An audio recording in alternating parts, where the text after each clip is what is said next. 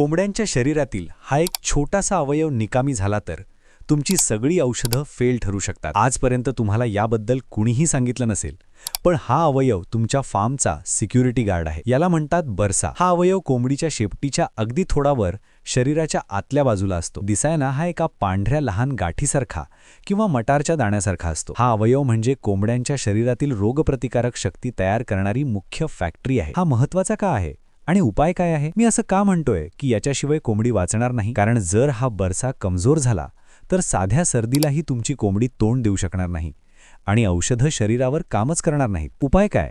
तर याला स्ट्रॉंग ठेवण्यासाठी वेळेवर गंबोरो लस देणं अनिवार्य आहे. ही लस दिल्यामुळे बरसाची कार्यक्षमता वाढते.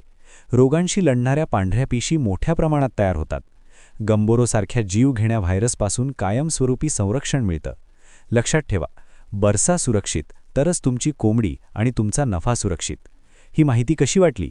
कमेंट्समध्ये नक्की सांगा आणि पोल्ट्री व्यवसायातील अशाच सिक्रेट माहितीसाठी आपल्या पेजला आत्ताच फॉलो करा.